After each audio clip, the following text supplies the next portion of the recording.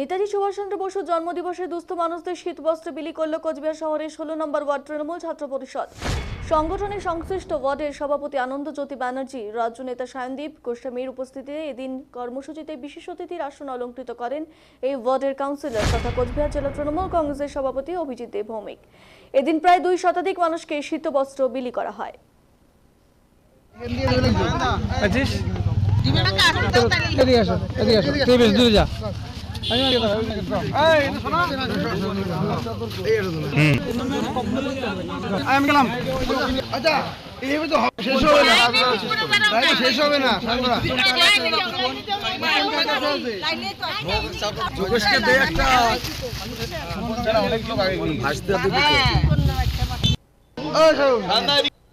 পক্ষ থেকে শীতবস্ত্র প্রদান করার কর্মসূচি নেওয়া হয়েছে।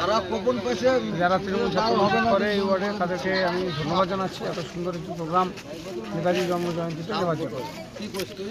কতজনকে দেওয়া হলো আজকে? প্রায় 2 শতাধিক মানুষকে শীতবস্ত্র দান করা হচ্ছে। আরো আমরা প্রত্যেকেই জানি আজকে আমাদের কাছে খুব শ্রদ্ধার দিন। বীর সেনানায়ক, ভারতবর্ষের বীর যোদ্ধা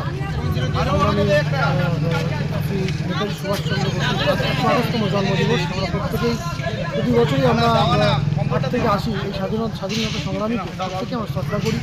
আজকে আপনারা জানেন প্রথম সকাল থেকেই কুচবিহার জেলা তৃণমূল কংগ্রেস কার্যালয়ে পুষ্পার্ঘ্য অর্পণ, তার প্রতি পুজোতে সারা দিনব্যাপী বিভিন্ন গ্রামাঞ্চল থেকে শুরু করে প্রত্যেকটি জায়গায় প্রোগ্রাম হয়েছে এবং জেলা পার্টি অফিসে সংকল্পনা